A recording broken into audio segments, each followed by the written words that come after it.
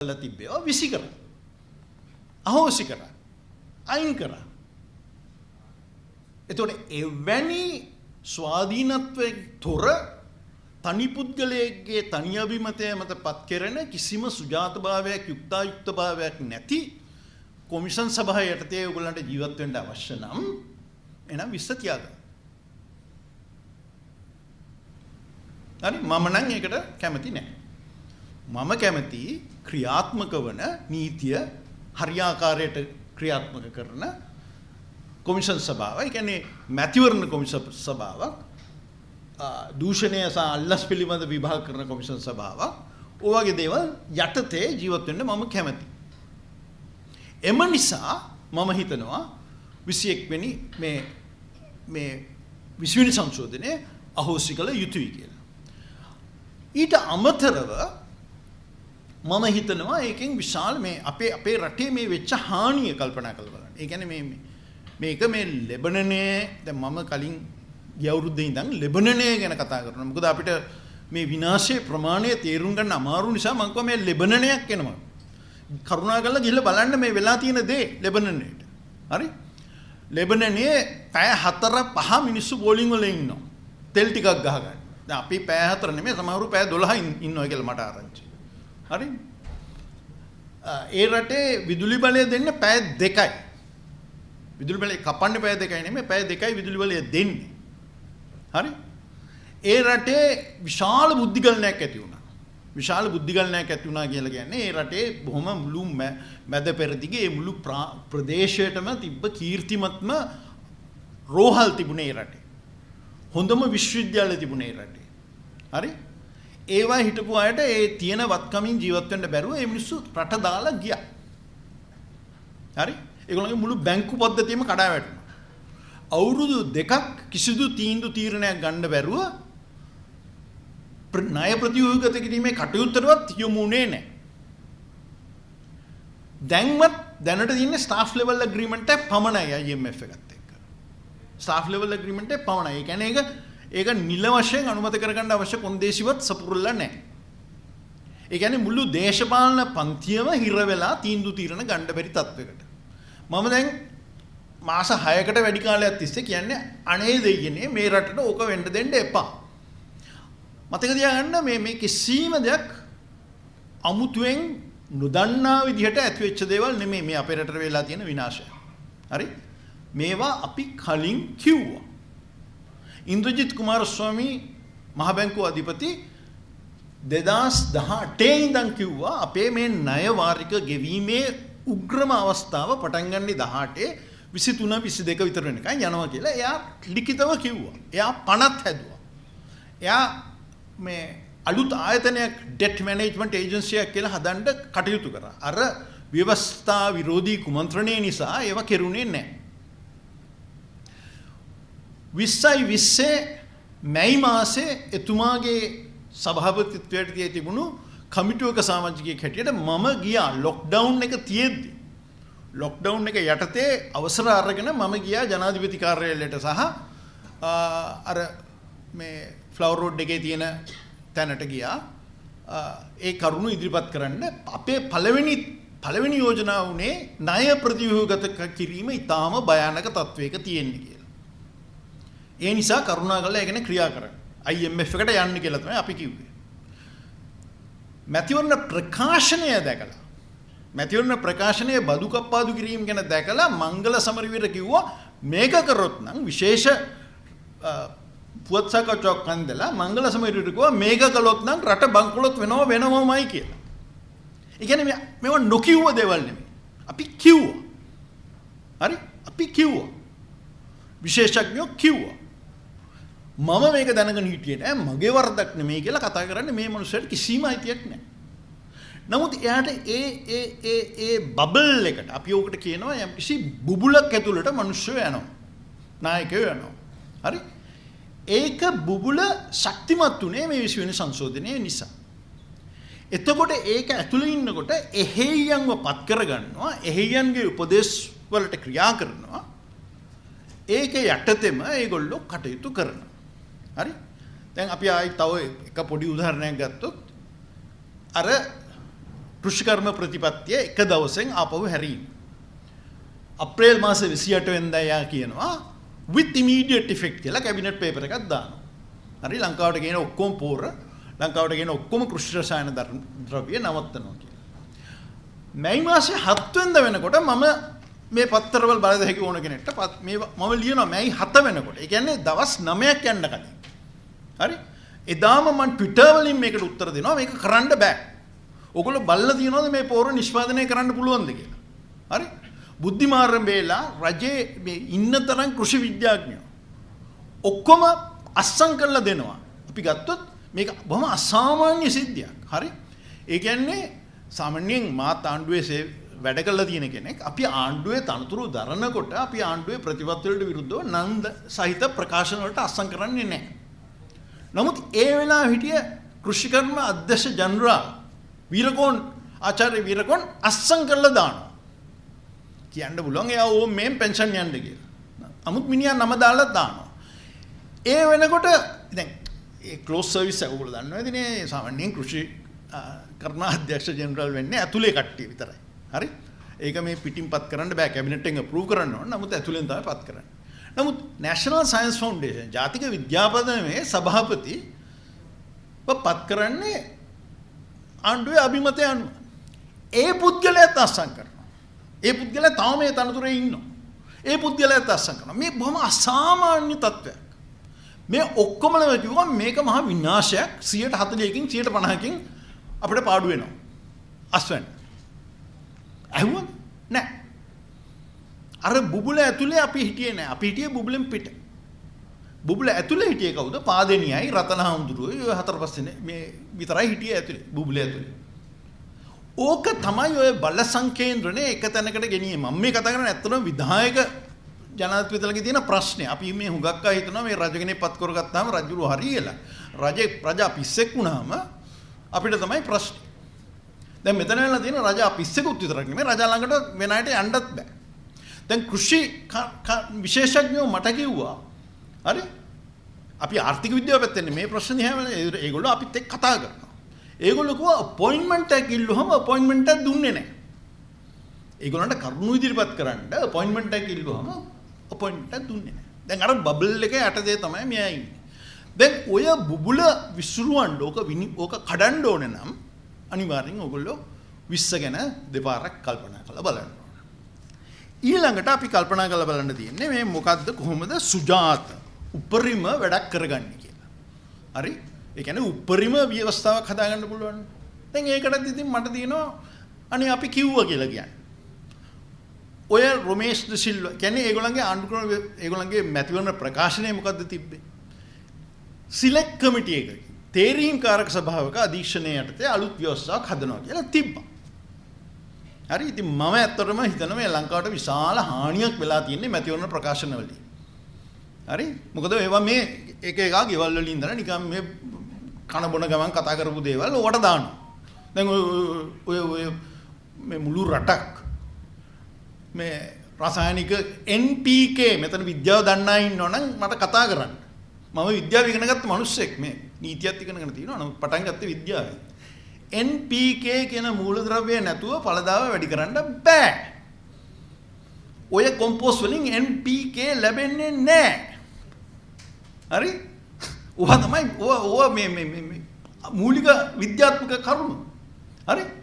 ඉතින් රතන හඳුරෝ ඔළුවෙන් හිටගෙන කතා කරත් ඕක කරන්න බෑ. මිලියන 22කට ඛණ්ඩ දෙන්න බෑ. රසායනික පොර නැතුව. හරි? ඉතින් ඔය தત્ත්වයේ යටතේ මේ බුබුල හදාගෙන ඕගොල්ලෝ ඒක ඇතුලේ ජීවත් වුණා. ඒකට පරස්පර අදහස් එන්න ආවරණය කරගෙන තිබ්බා. හරි?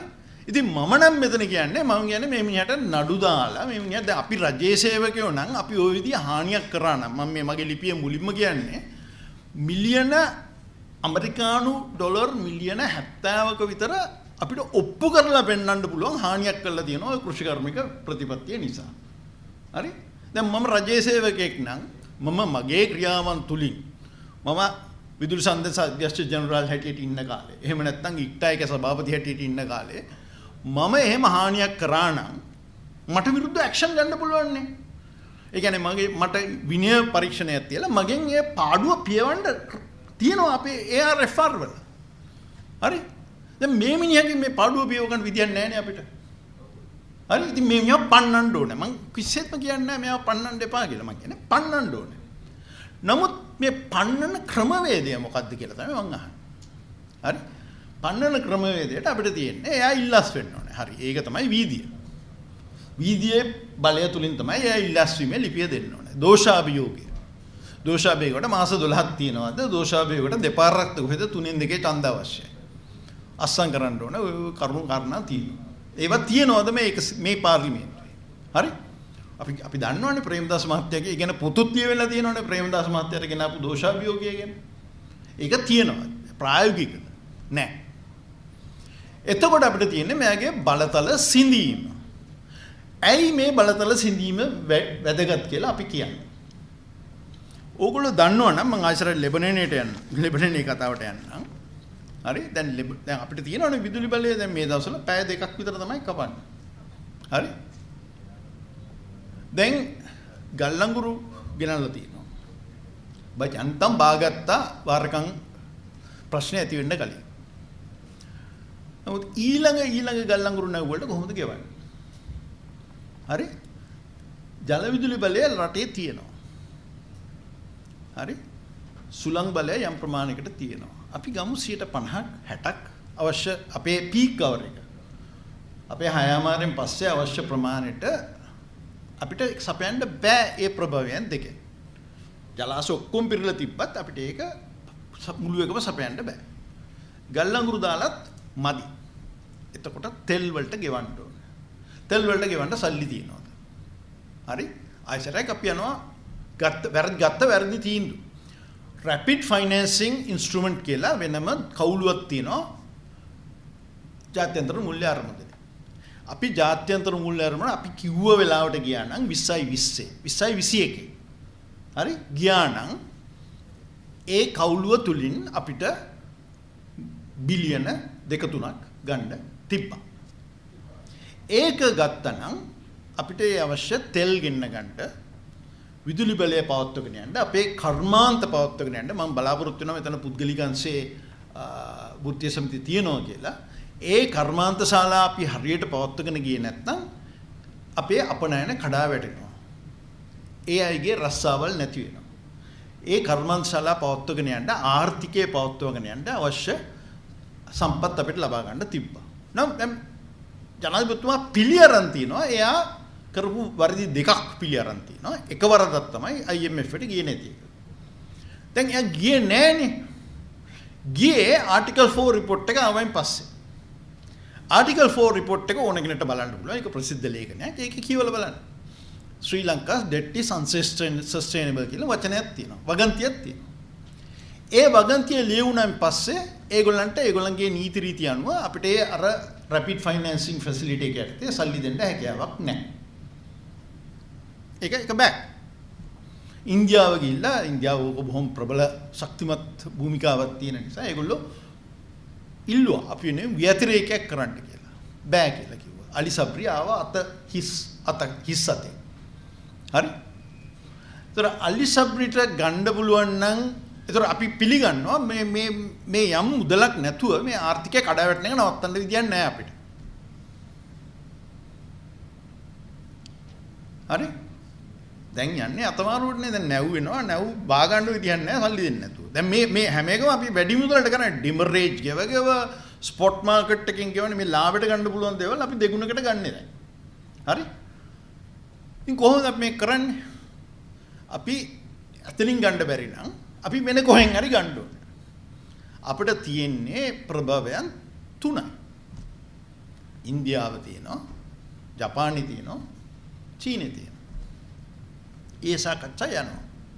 දැන් අපිට ලැබිලා තියෙන අර මටත් ඔය ලිපි ලේඛන එනවනේ එක එක තැන් වලින් ඒ වගේ ප්‍රභවයන්ගෙන් අපිට ලැබිලා තියෙන ආරංචිය තමයි මේක බොහොම අවදානම් සාගත ණයක් නිසා අවදානම් සාගත ණයක් දෙනකොට අපි තියා බලාපොරොත්තු වෙන අනිත් පැත්තේ මිනිස්සයා heart attack එකක් හැදලා මැරෙන්නේ නැති වෙයි කියලා නැත්නම් ඌ මොන හරි වෙන්නේ නැති වෙයි කියලා ඌ ඒතර අපි ඒගොල්ලෝ ඉල්ලනවා ස්ථායී සර්වපාක්ෂික හෝ අඩු වශයෙන් බහුපාක්ෂික ආණ්ඩුවක් ස්ථායි. දැන් අපිට ඒක හදාගන්න ඒතර ඒක හදාගත්තොත් තමයි ජපානයෙන් කීයක් හරි හොයාගන්න පුළුවන් වෙන්නේ. චීනෙන් කතාව නම් අපිට තේරෙන හැටියට චීනෙන් දෙන්නේ නැති පාටයි. චීනෙන් වැඩි බුරුලක් නැති පාටයි. නමුත් අර දෙගොල්ලගේ අර අවශ්‍යතාවය තියෙනවා. ඒ කියන්නේ ඒගොල්ලෝ මේක ණය දීලා ඒ ආණ්ඩුව ඊට පස්සේ කඩාවැටෙනාන් පස්සේ ඒ සල්ලිත් ගංගේ කියන මතයක් ඒගොල්ලන්ගේ තියෙනවා. එතකොට ඔකට තියෙන බාධාව මොකක්ද? හරි?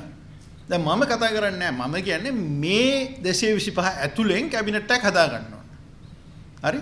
නීතිඥ සංගමයේ ලියවිලා අපිත් ඒකට සහයෝගය දක්වනවා. ඒකේ කියනවා එහෙම නායකත්වයක් හොයගන්න බැර නම් අඩු ගන්න එළියෙන් හරි එක්කෙනෙක් ගේන්න කියලා. ඒක මං හිතන්නේ ඊටාම ප්‍රශස්ත අදහසක්. නමුත් දැන් හදන්නේ ඇතුලේ ඉන්න කට්ටියගෙන්ම මේ වගේ එකක් හදාගන්න. මේකට තියෙන ප්‍රධාන බාධාව මොකක්ද? ප්‍රධාන බාධාව තමයි 20 වෙනි සංශෝධනය. හරි 20 වෙනි සංශෝධනය ජනාධිපතිට විශාල බලතල තියෙනවා. රජීව් කිව්වා වගේ එයාට විශාල බලතල තියෙනවා. හිතන්න බැරි තරම් බලතල තියෙනවා. පාර්ලිමේන්තුව විසිරවන්න පුළුවන් පෙබරවාරි මාසේ 23. ඒ කියන්නේ මේ හෙට අනිත්තා. හරි? මේ පටන්ගෙන මේ වැඩේ කරගෙන යනවා. වැඩේ කරගෙන යනකොට රෙයට හිතෙනවා අර කිව්වා වගේ මට තියෙනවනේ අත්තරම් බලතල මට තියෙනවනේ ජනවරම. එයා විසිරවා හරිනවා මාර්තු මාසේ 23. එතකොට අර ඔක්කොම යන්න ඕනේ ඡන්දෙට. හරි? චන්ද්‍රිකා මැතිණිය විසිරුවා වගේ තන බලලා ජ්‍යොතිෂකාරින් එක්ක කතා කරලා විසිරලා දානවා. හරි? ඉතින් ඕකේ යටතේ ඕකට බෙල්ල තියන්නේ කවුද? දැන් රනිල් වික්‍රමසිංහ ඇත්ත වශයෙන්ම මම කියන්නේ මගේ පිටරට යාළුවෙක් මම මෙයාට පිස්සුද මේක බාරගත්තේ කියලා. ඉතින් මම කිව්වා එක්කෝ ඒ මිනිහා ඊටාමත් මේ මිනිහා අර හූබ්‍රිස් කියලා වචනයක් තියෙනවා ඉංග්‍රීසියෙන්. මම එක වචනින් කිව්වේ ඒ කියන්නේ විශාල විශ්වාසයක් තියෙනවා Taman ගැන. කියන්නේ මේ නිකන් හාස්කම් කරන්න පුළුවන්. මේ මිනිස්සු හදන්නේ හාස්කමක් කරන්න. හරි? මේ 20 වෙනි සංශෝධනයේ යටතේ ඕක අරගෙන බලන්නේ හාස්කමක් කරන්න. ඉතින් මම ඒකට ඇත්තටම පිටේ ඉඳන් මම ඇත්තටම මේ නිකන් අපි එමි කියවෝ මේ මගේ තියෙනවා යම් කිසි ඇඩ්මිරේෂන් එකක්. ඒ කියන්නේ අර අපි දකින්නෝනේ අර මේ විශාල අර පාලමේ කතාව ගෘෂයි කතාව ඒක හොඳයි. ඇත්ත වශයෙන්ම ඉතින් අපිත් ඔය වුණාට ඒ කතාව බල හැදිච්ච කට්ටියනේ. ඒ වගේ බොහොම දුෂ්කර ක්‍රියාවක්. ඉතින් ඒ දුෂ්කර ක්‍රියාව කරන මිනිහයි කකුල අදින්න මම නම් ලෑස්ති නැහැ. හරි? ඒක අසාර්ථක වෙන්න ඉඩ තියෙනවා. නමුත් අඩු ගානේ කරන වෙලාවේ අපි කකුලෙන් අදින එක එච්චර හොඳ නැහැ. නමුත් එයාට පවා ඕතන ඉන්න බැරි වෙනවා ඔය 20 තියෙන තාක්. හරින්ට මනුෂ්‍යට බොහෝ දුරට යන්න වෙනවා අපහු ඕක තියාගන්න බැරිනවා. අනිත් එක දැන් අනිත් අය කියනවා මේ අනිත් අය කට්ටිය හොඳද? නෑ. මොකද අර එම්ෙන් ඇඳගත්ත කට්ටිය තමයි මේකට දාන්නේ. මේ 225 ඉන්න හොඳම කට්ටියව පත් කරගන්න බෑ ওই 20 තියෙනකම්. මොකද සමහරුන්ගේ අර තරම් අර අවදානමට ලෑස්ති කට්ටිය නෑ. රනිල් වික්‍රමසිංහ මහත්තයා වගේ. හරි? ඒගොල්ලෝ කියන්නේ අපිට යම්කිසි ආරක්ෂාවක් යම්කිසි ආවරණයක් දෙන්න ඕක ඇතුළට යන්න. මම හිතනවා ඒ ආවරණය තමයි මේ 20. මේ 20 මේ විජේදාස රාජපක්ෂ මහත්මයා ඉදිරිපත් කළා තියෙන జగත් විස්තර කළා තියෙන මම බෙදුව මේ ලියවිල්ල තමයි ඕක. හරි. දැන් මේ ලියවිල්ලේ මේ අපේ විජේදාස රාජපක්ෂ මහත්තයාගේ නම්‍යශීලී භාවයක් තියෙනවද කියලා මට පුද්ගලිකව අවබෝධයක් තියෙනවා. ඒ කියන්නේ අපේ සාධාරණ සමාජයක් ව්‍යාපාරයට අපිට ලැබුණා අපිට විශ්වාසනීය තොරතුරු ලැබුණා මේ විජේදාසකයෙන් තමයි මේක දුවන්න යන්නේ කියලා. එතකොට මීට සති දෙකකට කලින් මම නිදි මරාගෙන ඒ වගේම අපේ තවත් සමාජිකයෙක් වෙන ජයන්පති වික්‍රමරත්න මහත්මයාත් ඒ ලිපි ලේඛන හැදුවා. අපි කිව්වා මේකේ කළ යුතු වෙනස්කම් මොනවද කියලා. අවම වෙනස්කම්. එයිගේ අර ගැසට් කරලා තියෙන ඕගලන්ට ඕන කෙනෙක්ට බලන්න පුළුවන් ලියවිල්ල. ඒ වෙනස්කම් වලින් 75ක් විතර වගේ ඇතුළත් කරා. හරි? දැන් මං කියන්නම් මං ලියපු දෙක දෙයක් තමයි මං ඔය ඩිලිමිටේෂන් කමිෂන් එකට විරුද්ධයි. මගේ පුද්ගලික මතය. මං කියන්නේ ඔය සීමා නිර්ණය කොමිෂන් සභාව කිසිම වැඩ නැති කොමිෂන් සභාවක්. ඒක නොතිබිය යුතු එකක්. ඒක වහලා දාන්න ඕන. හරි? මොකද ඇත්ත වශයෙන්ම අපේ සීමා නිර්ණය මෙතෙක්කල් ඉතිහාසයේ කළා තියෙන්නේ ඒ කාලවල ඒ අවස්ථාවෙන් අනුව වඩුගොඩ පිටිය කොමිටිය ওই විදිහට කොමිටි වලින් තමයි පත් කරලා තියෙන්නේ. මේ කොමිෂම තියෙද්දිත් අර පළාත් සභාව වලට ඒ සීමා නිර්ණය කරේ කමිටුවක්. හේතුව තුනයිනේ කොමිෂන් වලට දාන්නේ. තුන දැම්මම අපේ උඩරට මේ ඉන්න දෙමළ ජනතාව ඒගොල්ලන්ව නියෝජනය වෙන්නේ නැහැ දෙමළ පුද්ගලයෙක් කොකට දැම්ම පළියට. ඒතර ඒගොල්ලෝ කියනවා අපිටත් එකක් ඕන කියලා. ඉතින් ඕක පහ වෙනවමයි. අනිත් එක ඕක හැමදාම තියාගන්න අවශ්‍ය නැහැ. ඕන නිසා වැඩ නැහැ. මම ඕකේ කට්ටියත් එක්ක කතා කරා ඒ දවස්වල. මම මේ මිනිස්සුන්ට වැඩ හදලා දෙන්න හැදුවා. හරි? අර හිටපු මේ මිනුම්පති කෙනෙක් තමයි ඕකේ සභාපති හැටියට මම එයත් එක්ක සෑහෙන කතා කරා. මේ මොකද ඕගොල්ලෝ කරන්නේ මේක දුන්නයින් පස්සේ කියලා. ඉතින් මම කිව්වා ඕක අහලා දාන්න කියලා. මම තාමත් කියනවා අහලා දාන්න කියලා. නමුත් ඒක ගත්තේ නැහැ. හරි? අපි මේ විදිහේ යෝජනා ගණනාවක් ඉදිරිපත් කරනවා. ඒ සෑහෙන ප්‍රමාණයක් දාලා තියෙනවා. මේ ජනරංජන අද එයාගේ අර දේශපාලන ලිපියේ දාලා තියෙනවා. සමරජීව කිව්වා දැනට යම් වෙනස්කම් කරලා තියෙනවා. ඒ හින්දා අපි විශ්වාසයක් ඇතුව මීට වැඩිය මේකේ තියෙන අඩුපාඩු හදාගෙන ඉස්සරහට යමු කියලා. දැන් මම හිතනවා මේ අමාත්‍යංශ තියාගන්න දෙන එක නම් බොහොම නරක අපි පුළු වැරදාලා අයින් කරන්න ඕනේ කොන්දේසියක් කියලා. ඒකට හේතු ගණනාවක් තියෙනවා. ඒකට හේතු ඉතින් ආයිසර මට ඕනනම් කියතයි. මේ අපි මහන්සි වෙලා හදපු විදුලි සංදේශ කොමිෂන් සභාවෙන් අර මිලියන ගණන් පිල්ලි ගැහුවා. හිටියනේ දෙන්නේ සිල් රෙදි වලට. ඒගොල්ලෝ අන්තිමට ගැලවුණේ කොහොමද? ඒගොල්ලන්ගේ බොස් කිව්වා කියලා. කවුද බොස්? ජනාධිපති. මොන්න කෙහෙම්මලටද තියෙන්නේ විදුලි සංදේශ කොමිෂන් සභාවක් තියෙන්න ඕනේ මේ ජනාධිපතියෙක් යටද? මම කියන්නම් ඇයි කියලා. ඕගොල්ලන්ට දැනගන්න. ඒකෙන් තමයි ඔය සංඛ්‍යාන දෙන්නේ මේ ඔය එක විකාශන මේ සමාගම් වලට. එතන තමයි කොමිස් ගහන්නේ. එතන තමයි හොරගම් කරන්නේ. ඒ හොරගම් වලට තමයි ඕකොතන තියාගෙන ඉන්නේ. හරි? ඒකයි ඒ සමාගම් වල අතාඹරන්න කියලා ඕක තියාගෙන ඉන්නේ. සමාජ මාධ්‍ය තහනම් කරන්නේ ඔය ආයතනය යටතේ. ඕකොතන තිබිය යුතු නෑ. ඕක ස්වාධීන කොමිෂන් සභාවක් වෙන්න ඕන. හරි? ඉතින් ඒ වගේ දේවල් ජනාධිපති ළඟ තියාගන්න දෙන එක හරිනම් ඕගොල්ලෝ විශ්ස තියාගන්න. මම ඒකට විරුද්ධයි. ඒ නිසා මම හදන්නේ විශ්ස පරාජය කරන්න අර කොන්දේසියත් ඇතු. ජනාධිපතිට ඒ කිසි දෙයක් තියාගන්න බෑ. අනිත් එක අපි දන්නවනේ මොකද්ද වෙන්නේ කියලා. එයාට ජනාධිපතිකමේ වැඩ වැඩි සාමාන්‍යයෙන්. ඉතින් ඇත්තටම ඕවා කරන්නේ ලේකම්. එයාට අර ලේකම්ට කිව්වහම මිලියන මේ 600ක් විතර මේ අර account එකට දාන්න කියලා කිව්වම ලේකම් තමයි කරන්නේ. ඉතින් ලේකම් තමයි හිරේ යන්නේ. හරි?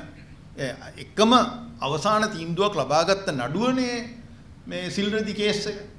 අවසාන තීන්දුවක් ලබාගත්ත නඩුව. ඒකත් මේ ආණ්ඩුව ආවෙන් පස්සේ අපීල් කළා වෙනස් කරගත්තා. නමුත් ඒකනේ යහපාලනයේ රෙකෝඩ් එක තියෙන්නේ. එකම නඩුවයි අපි ඉවරයක් කරේ. හරි? ඉතින් ඔන්න ඕක තමයි මේකේ තියෙන සන්දර්භය. මේකේ අවසාන කොටස තියෙන්නේ මම මෙතනින් නවත්තන්නම් ප්‍රශ්න වලට උත්තර දෙන්න. මම හිතන්නේ මම ප්‍රශ්න වලට ඇති වෙන්න පෝර දාන්න ඇති. මේ අවසාන එක මතක තියාගන්න තියෙනවා මේ ආණ්ඩුක්‍රම ව්‍යවස්ථාවේ මේ අපේ නීති සංගමයේ ලියවිල්ලත් එක්ක අපි 100%ක් එකඟයි. සාධාරණ සමාජයක් සඳහා වන ව්‍යාපාරය. ඒ කියන්නේ කරන ඕන දෙයක් ආණ්ඩුක්‍රම ව්‍යවස්ථාවේ යටතේ කරන්න ඕන. ඒ කියන්නේ මේ ඉන්න 225න් ඡන්ද 151ක් අපි හොයා ගන්න ඕන මේ වැඩේ කරන්න. ඒ 151 දැන් උනත් හොයාගන්න අමාරු බවයි මට ඔයාලට කියන්න තියෙන්නේ. මේ රජීව්ගේ ඊට වැඩිය බොහොම සුබවාදී දර්ශනයක් තියෙනවා. මගේ ඒක නෑ. මම හිතන්නේ අපේ වීදී අරගලේ ඔය වගේ අයගේ පීඩනය නෙමෙයි නම් මේක 150 ලබා ගන්න බෑ. හේතුව මොකද්ද? අර කිව්ව මේ න්‍යායික වශයෙන් සංකල්ප වශයෙන් ප්‍රශ්න සහගත ද්විත්ව කතාව එක පැත්තකින් සමහරුන්ට ඕනලු. උන්ට බැසිල්ගේ මාළු කණ්ඩ ඕනමලු. ඒක දුන්නේ නැත්නම් උන් ඡන්ද දෙන්නේ නැල්ලු.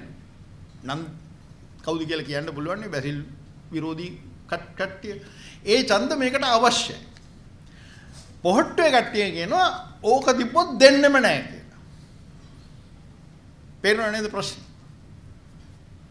මේක ගන්න ගියොත් අරක නැති වෙනවා. අරක ගන්න ගියොත් මේක නැති වෙනවා. කො 150 හදා ගන්න අමාරු. හරි? ඊළඟට සජබෙන් විකාර කතා කරනවා. ඒ කියන්නේ ඊයේ ලංකාදීපේ හෙඩ්ලයින් එක මේකෙන් බලතල වැඩි වෙනවලු. මොන ලෝකේ ඉඳන්ද කතා කරන්නේ මේකෙන් බලතල වැඩි වෙනවා කියලා. පොලිස් කාර්යය පත් කරගන්න බැරි වෙනවනේ මේකෙන් පස්සේ. කොමිෂන් සභාවක් ඇති වෙනවනේ. ස්වාධීන කොමිෂන් සභාවක් ඇති වෙනවනේ. හරි ඒගොල්ලන්ගේ දූෂණ නඩුව අයින් කරගන්න බැරි වෙනවනේ. මොකද අපි මේක යටතේ ඒ සියලු পদවි අහෝසි වෙන්න ඕනේ. ඒවයි පත් කළ තියෙන කට්ටිය. ඒක තමයි නීති සංගමයේ යෝජනාව. මේ අලුත් පනත යටතේ අලුත් ව්‍යවස්ථාව යටතේ අලුත් ස්වාධීන කොමිෂන් සභාව ඇති වුණාම ඒවා පත් කරන්න ඕනේ ඒ අලුත් ආණ්ඩුක්‍රම ව්‍යවස්ථා කොමිෂම යට තමයි පත් කරන්න ඕනේ. ඉතින් අරක ලොකු ප්‍රශ්නයක් මට. ඒ විදිහට කතා කරගෙන යනවනම් මේක 151ක් හොයාගන්න බැරි වෙන්න ඉඩ තියෙනවා. ඒකට අනිත් පැත්තෙන් මම කතා කරන්නේ 19 වෙනි සංශෝධනය අනුමත කරගත්තේ කොහොමද? 19 වෙනි සංශෝධනය අනුමත කරනකොට මම හිතන්නේ ආණ්ඩුවේ හිටිය කට්ටියට තිබ්බේ ඡන්ද 40ක් වගේ ගන්නන් නේද? 50ට අඩු ගන්න. 46ක් තිබ්බා. මේ 46ක් තියෙන කට්ටිය කොහොමද අනුමත කරගත්තේ? අපේ සෝබිත හඳුරෝ පාරට බැස්සා කිව්වා. රාජගිරිය. එනවයි කියලා කිව්වා පාර්ලිමේන්තුවට.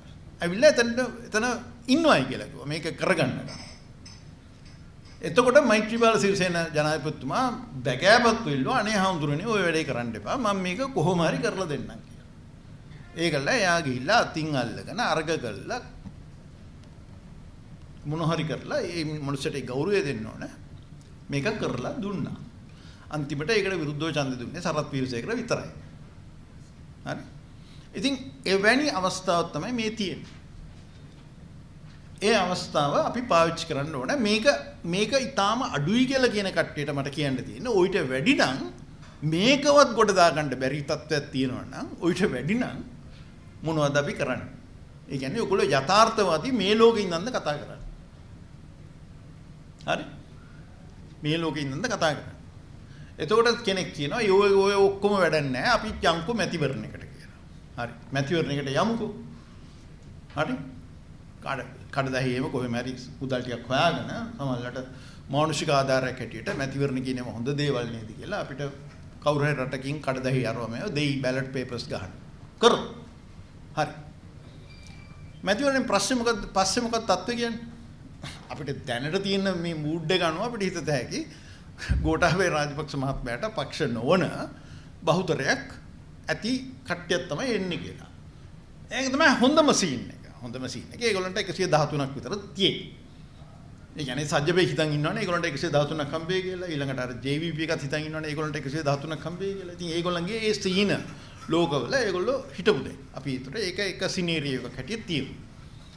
නමුත් ඊට වැඩිය මේ වගේ අර්බුදකාරී අවස්ථාවක එන දේ ඊට වැඩිය කැඩුණු ජනවර්මක් තමයි බොහෝ දුරට බලාපොරොත්තු වෙන්න තියෙන්නේ. ඔය ලෙබනනේ ඔය හැමතැනම වෙලා ඉල්ල තියෙන්නේ ඡන්ද තියෙනවා ආණ්ඩු පිහිටවනවා ආණ්ඩු කඩා වැටෙනවා ආයි ඡන්ද තියෙනවා. ඕක තමයි වෙන්නේ. මේක තමයි මේ වගේ කාලවල වෙන්නේ. එතකොට අපිට බලාපොරොත්තු වෙන්න පුළුවන් අර ගොල්ලන්ට 30යි මේගොල්ලන්ට 40යි. ඔය අලුතෙන් දේශපාලන පක්ෂය කටව ගත්ත බත්තර මුල්ලේ සීලරත්න හඳුරට ඡන්ද සීට් කීයක් හරි හම්බ වෙන්න ඉඩ තියෙනවා. මුන් එකෙක්ටවත් එපා කියලා. හරි? ඔහොම කියලා ඔය කැඩිච්ච මේ සෙට් එකක් තමයි එන්නේ.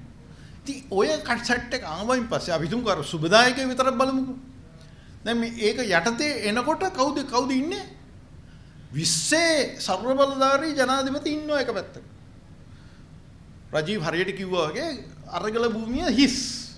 අරගල භූමියට ඉන්න බෑනේ ජනවර්මක් ලැබුණාන් පස්සේ. ඒගොල්ලෝ ගෙවල් වලට ගිහින්. දැන් ඉතින් මොකද්ද ලංකාවේ තියෙන්නේ? ගැට්ටනය.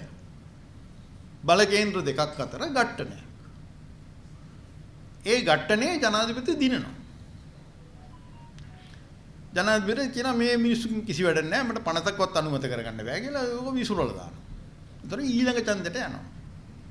මේ සියලු දේවල් අතුරේ මොකද්ද වෙන්නේ? අර බ්‍රිජ් ෆයිනෑන්සින් උත් නැහැ. IMF negotiation උත් නැහැ. මතක තියාගන්න IMF negotiation ඔය ණයහිමියන් එක්ක තියෙන ගනුදෙනු ඒවා ඔක්කොම අත්හිටවනවා ඡන්දයක් ඇඳෙව්ව හැටි. අත්හිටවන. ඒක මම මේ කතා කරන්නේ මගේ පුද්ගලික අත්දැකීම. අපි ලෝක බැංකුවත් එක්ක ගිවිසුමක් අස්සම් කරන්න යනවා නම් ඒ ඔක්කොම අත්හිටවනවා ඡන්දේ එනකොට. ඒගොල්ලෝ අපිත් එක්ක කතා කරන්නේවත් නැහැ. ඉතින් එතකොට අන්තිමට අපිට මොකද වෙන්නේ? ඒ කියන්නේ දැන් මම අදත් මෙතනට ආවේ කාර් එක ගෙදර කියලා 3 wheel එකේ ආවේ. මට එදාට වෙන්නේ මේවැනි ප්‍රජාතන්ත්‍රවාදී කටයුතු වලටත් එන්න වෙන්නේ පයින් කොටාගෙන නැත්නම් බයිසිකලයක් හොයාගෙන තමයි එන්න වෙන්නේ. ඔන්නෝකයි තත්ත්වය. ඉතින් අපි මොකක් හරි කරලා යම් කිසි ස්ථායී ආණ්ඩුවක් හදාගෙන මේ ණය ප්‍රතිව්‍යුහගත කරගෙන මේ බ්‍රිජ් ෆයිනෑන්සින් හදාගත්තේ නැත්නම් අපිට වෙන්නේ අර ලෙබනනේ අවුරුදු දෙකක් තිස්සේ විඳ දුක අපිට අවුරුදු 2මාරක් 3ක් විඳින්න වෙනවා. ඉලෙක්ෂන් තියෙන සේසත ඔක්කොම ඉලෙක්ෂන් වලට වෙන් කර ආණ්ඩුපත් කර ආණ්ඩු වැටි ඔහොම ජීවත් වෙන්න පුළුවන්. ඒකට කැමති නම් අපි ඒ පාරේ යමු. ඇති නේද සන්දර්භය?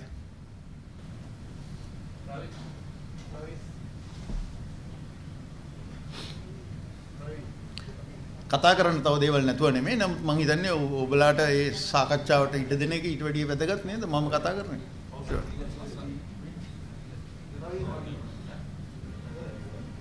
ප්‍රශ්නයක් අහන්න. ඇත්තටම මුලින්ම ඔබතුමාගේ දැන් විශ්ලේෂණය කිව්වා දැන් ගෝඨාභය රාජපක්ෂ ඇත්තටම අයින් වෙන්න තියෙන එකම ක්‍රමය තමයි ඉල්ලාස්මීම. ප්‍රායෝගික ක්‍රමය. ඒකට ජනතාවගේ විරෝධතාවත් එක්ක රටේ පැවතිච්ච විරෝධතාවත් එක්ක ඒ තරණ ආවය. අයින් වෙන්න තරණ ආවා. ආවට පස්සේ රනිල් වික්‍රමසිංහ ඔබතුමාගේ විග්‍රහය මගේ වෙන්නේ රනිල් වික්‍රමසිංහ තම පැවැත්ම වෙන්නේ. කිසිවක් මාතෘ සාදේ මම කියන්නේ ඒ පැවැත්ම වෙන්නේ එයා සම්පූර්ණයෙන්ම මේ අරගලේ පාවා දීම කරනවා. කලිප කරේ එයාගේ පැවැත්ම වෙන්නේ කරේ. දැන් කරලා දැන් එයාට තවම බැරි වෙලා තියෙනවා මේ රටේ ජනතාව මෙතන දැන් ප්‍රශ්න දෙකක් තියෙනවා. දැන් දේශපාලන අසුබුදි ඉස්න ගැනීම ආර්ථිකව ජනතාව ඉන්න පීඩාව ඉවත් කර ගැනීම. ඒක පොඩි මේ සියල්ල ඉවත් කර ගැනීම. දැන් මේ රනිල් වික්‍රමසිංහ සම්පූර්ණයෙන්ම කරලා දීප පාවා දීම. ඒ වැනි තත්ත්වයක් තුළ ඔව් තම පැවැත්මෙන් මේ කරේ දැන් අපි දන්න රනිල්ට උකුල් කරන්න බෑ කියලා පැහැදිලිව පෙන්නන අවස්ථාව තමයි නියෝජ්‍ය කතානායකවත් කිරීම. නියෝජ්‍ය කතානායකවත් කිරීමේදී මම හිතන්නේ රනිල් වික්‍රමසිංහ බලාපොරොත්තු වෙන්නේ කාන්තාවපත් කරන්න සමහරවල් සුදර්ශන කාන්තුපුර වෙන්නත් පුළුවන්. නමුත් බැසිල් සම්පූර්ණ කරපේ ක්‍රියාමාර්ගය තුළ රනිල්ට ඒ සඳහා හැකියාවක් නැහැ කියන එක සිග්නල් එකක් බැසිල් විසින් දීලා තියෙනවා. මේ තත්ත්වය තුළ මේක ඉස්සරහට යන්න පුළුවන් ද එක. දෙක මම කියන්නේ දැන් අපි දැන් ගන්න ජනාධිපති විධායක ජනාධිපතිතුමා අවශ්‍යකල යුතුයි කියන සරණ පාඩේ මේකට යන මැතිවරණයකට වෙන්නේ. ඒ ඉන අවස්ථාවල ඉන්න තැන ඉස්සරහට යන්න ඕනේ. දැන් මෙතන අපි කැමති මේ දින මට්ටමේ විශ්ීක කෙනෙක් කරනවා. අපි මේ ආණ්ඩුව පිළිගන්නේ නැහැ. අපි පැහැදිලිවම ස්ථාවරේ තමයි රනිල් වික්‍රමසිංහ ගෝඨාභය රාජපක්ෂ ආණ්ඩුව යන්න ඕනේ විතර. ඒගොල්ලෝ මුත් කරන්න බෑ. අපි පැහැදිලිව මේ ස්ථාවරේ ඉන්නේ. මම හිතන්නේ මේ රටේ අංගලවල ප්‍රධාන තේමාව වෙලා තියෙන්නේ රනිල් ගෝඨ ආණ්ඩුව විතර යන්නේ කියලා. එතකොට දැන් මේගොල්ලෝ යම් කිසි විදියක 21 වෙනි සංශෝධනය ගෙනල්ලා මේක ස්ථාවර කරන්න පුළුවන් වෙනවා නම් තුමා කියලා වගේ ඔය ඡන්දේ 151 ගන්න පුළුවන් කියලා අවිශ්චිතත්වයක් නෙමෙයි. එතකොට මොකටද මේ ව්‍යවස්ථා මම පුද්ගලිකව අපි ගත්තොත් රනිල් වික්‍රමසිංහ අපි හිතමු රනිල්ගේ ගෝඨාගේ ආණ්ඩුව තිබිලා යම් කිසි විදියක මේ ගේන 21 වෙනි විජේදාස රාජපක්ෂ ගේන එකේ හරි යම් අට්ටමක් වෙනවා නම් තමයි අපි උදාහරණයකම අපිට 100ක් යන්න බැරි 100%ක්ම අපි විධාන ජනාධිපතිතුමා අවශ්‍ය කරනවා කියන දේ යනකොට අපිට එක දැන් මාක් කරන්න වෙනවා දැන් දාන මේක දැනගෙන එනවා පොඩ තමයි කප විධාන ජනාධිපතිතුමා අවශ්‍ය කරන රට යන්න වෙන්නේ. ඒක දෙකක් නෑ. ඉතින් මෙතන විජේදාස රාජපක්ෂ කියන එකේ යම් කිසි කොටසක් මේක වෙන්න පුළුවන්. ප්‍රශ්නේ තියෙන්නේ ඒක නෙමෙයි. ඒගොල්ලෝ කරන්න බෑ. ඉතින් මේ තත්ත්ව තුළ අපි දැන් ඕවගේ අතරමැදි විසඳුම් අපි හිතලා ඒක කරන්න කියලා තවත් මේ රට අර්බුද යන එක තමයි වෙන්නේ. අනිත් එක තමයි මේ දැන් ඉවත් වෙන්නේ ගෝඨාභය රාජපක්ෂ ඉන්නවා. සංගමුණු මහින්ද රාජපක්ෂ තවම ඉන්නවා. ගිය ත්‍රිකුණාමලේ කියන අයියා. එතකොට මේ රටේ ජනතාවට අපි නිකන් අතරමැදි සතුන් වෙන්නේ විසඳුම් දීලා වෙන්න තවත් අපි ඉස්සරහට යනවද? එහෙම නැත්නම් මේක ඉවරයක් කරලා අලුත් තැනකට යනවා. මම දැන් ඒකයි අපි කල්පනා කරන්න ඕනේ. කියනවා වගේ යම් කිසි දෙයක් 21 නිවාසා සංශෝධනය එන්නේ ඇවිල්ලා කරන්න පුළුවන් නම් ඒක අඩේම පායින්න පුළුවන්. නමුත් ඒක වෙන්නේ නැත්නම් ඔබතුමාගේ දේශනෙත් කියනවා ඒක අවිනිශ්චිතයි කියලා. ඒක වෙන්නේ නැත්නම් අපිට කරන්න තියෙන දේ වෙලාවේ රනිල් ගෝඨා ගෙදර ඇවිල්ලා අරගල ඉන්නද කරන්න තියෙන්නේ. ඒක නෙමෙයි අපි කළ යුත්තේ. හේතුව මේ වෙලාවේ අපේ ණය කළමනාකරණය පිළිබඳ කටයුතු කෙරීගෙන යනවා. ඒ සාකච්ඡා කරගෙන යනවා. ඒ සාකච්ඡා වලින් ඒ සාකච්ඡා ඉදිරියට කරන්න විදිහක් නැහැ. නන්දලාල් වීරසිංහ මහ බැංකුව අධිපති ඉල්ලාසුත්. එයා කියනවා අපිට ස්ථායී ආණ්ඩුවක් දුන්නේ නැත්නම් ඉල්ලාස් වෙන වීමෑර වෙන විකල්පයක් නැහැ කියලා මම එතුමත් එක්ක ඒක එතදී එකඟ වෙනවා. එයාට වෙන විකල්පයක් නැහැ. ඒක කරන්න විදිහක් නැහැ. එහෙම තත්වයක් යටතේ. දෙවෙනි කාරණේ මේ එදිනෙදා අස්සම් කරන මේ හැම නැවටම හැම ඒ ආර්ථික පැත්ත ගැන බැරෑරුම්කම ගැන මම හිතන්නේ දන්නේ නැතුව තමයි හුදෙක් දේශපාලන රාමුවක් ඇතුලින් කට්ටිය කතා කරන්නේ. ඒ වෙලාවේ මම කියන්නේ මම ඒ කියන මතයක් නෑ. මම ඇත්තටම මේ ලංකාවේ ওই පුද්ගල කේන්ද්‍රීය කතා වලට මම සහභාගී වෙන්නේ නෑ. ඒ වෙලාවේ රනිල් වෙනුවට වෙන කවුරු හරි ඇවිල්ලා එයා කැබිනට් එකක් හදන කටයුත්තට යොමු වුණා නම් මොනවද වෙන්නේ කියලා මම දන්නේ නැහැ. නමුත් ඒ වෙලාවේ කවුරු හරි ආවේ නැත්තම් ඇයි හැමෝම කොන්දේසි දැම්ම හැමෝම බෑ කිව්වා හැමෝම බයයි හැමෝම අවදානම ගන්න ලෑස්ති නැහැ. හරි? හැමෝටම තිබ්බ කොන්දේසි එකක් හෝ දෙකක්. ගෝට අස්සුණයින් පස්සේ අපි එන්න. අස් වෙන්නේ නැහැ මේ මිනිස්සු. දෙවෙනි එක විශ්වාසෝසි කරොත් අපි එන්න. ඒ කොන්දේශයත් සමහරුන්ගේ තිබ්බා. හරි? ඉතින් ඒක බල හිටියානම් දැන් පේනවනේ දැන් විශ්ව තාම අපිට මේ කැබිනට් එක අනුමත කරගන්න බෑ. දැන් මේ දෙවෙනි try එක යන්නේ. පළවෙනි එක මහින්ද රාජපක්ෂ නම කැබිනට් පේපර් එක. අපි ගාවත් තිබ්බ කැබිනට් පේපර්. අපි හිතුවා ඒක යයි කියලා. ඒක ගියේ නැහැ. එතකොට තමයි අපි මේ ඕමල් බෙහම්තුරත් එක්ක එකතු වෙලා මහජන සභාවේ වැඩවලට කර ගහලා වැඩ කරන්න පටන් ගත්තේ. ඒක තුලින් හරිය අපිට අපේ හඬ ගෙනිය ගන්න පුළුවන් කියලා. හරි? නමුත් දැන් උනත් දැන් බලන්න දැන් TNA එක ආවේ නැහැ පක්ෂ නායකින්ගේ සාකච්ඡාවට ඊයේ. ඒකයි තාමත්ම හොඳ සාකච්ඡාවක් ඊයේ තිබිලා තියෙන්නේ. බොහොම 21 ඉස්සරහට ගෙනියනවා. දෙවෙනි පියවරක් හැටියට නීතිඥ සංගමයේ කියනවා වගේ අපි ඊතුරු වෙනස්කම් දෙවෙනි පියවරක් හැටියට කරමු. මේක එක පියවර දෙකක් හැටියට තමයි කරන්න තියෙන්නේ. ওই ඡන්ද එකතු කර ගැනීමේ අවශ්‍යතාවය නිසා. නමුත් TNA එක ආපු නැති නිසා මේක තව සතියක් කල්යන්න දැන් ඉඩ තියෙනවා. ඔහොම ඔය කොන්දේසි යටතේ අපිට කැබිනට් එකක් නැතුව ඉන්න පුළුවන්. ඒකයි ප්‍රශ්නේ. ඉතින් සමහරු හුදෙක් ප්‍රශ්නේ දේශපාලන රාමුවෙන් විතරක් දකින අය කියනවා රට විනාශ වුණත් කමන්නේ. උඹලට තෙල් නැති වුණත් කමන්නේ. උඹලට ගෑස් නැති වුණත් කමන්නේ. අපි අපේ ප්‍රශස්තම හොඳම විසඳුම ගමු කියලා. නමුත් ආර්ථිකය ගැන කල්පනා නොකර බෑ. රැකියා මේ පුද්ගලික අංශයේ රැකියා ආණ්ඩුවේ රැකියා ගැන මම කියන්නේ ඒ වෙයිද කොහොම හරි ගෙවයි. සල්ලි අච්චු ගන්න හරි ඒ පඩි. මේ ආණ්ඩුවේ රැකියා ආණ්ඩුවේ පඩි ගන්න කට්ටිය අවුවත් පඩි වැස්සත් පඩි කට්ටියනේ. මම ඇත්ත කියන්නේ මේ. හරි? ඕගොල්ලන්ට අවුවත් පඩි වැස්සත් පඩි.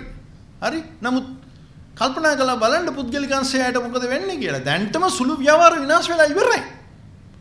සුළු ව්‍යාපාර වල ජොබ් කරන කට්ටිය ඉවරයි.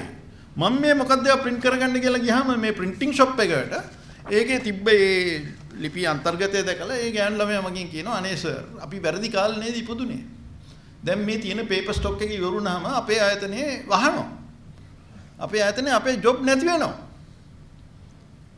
කඩදාසි නැත්නම් ඉතින් මේ printing shop කරන්න බෑනේ. ඔන්න ඕක තමයි යථාර්ථය. ඉතින් මතක තියාගන්න මේ ප්‍රශස්ත උපරිම විසඳුම් ලබා ගන්න කියලා අපි කතා කර හිටියොත් අනිත් එක අතීතය ආවර්ජනය කරලා කවුරු හරි වැරද්දක් කරා කියලා ඉතින් ඒ මිනිහට ඉල්ලාස් වෙන්න කියලා යෝජනා ඉදිරිපත් කරන්න. දෝෂාභි රනිල්ට විරුද්ධව ඕනලාක ඔයගලන්ට පුළුවන් යෝජනාවක් ඉදිරිපත් කරන්න. මෙයාට පාර්ලිමේන්තුවේ විශ්වාසයක් නැහැ කියලා දෝෂාභියෝග නෙමෙයි විශ්වාසභංගයක් කියන්නකෝ. රනිල් ගැන මොකක් හරි ප්‍රශ්නයක් තියෙනවා.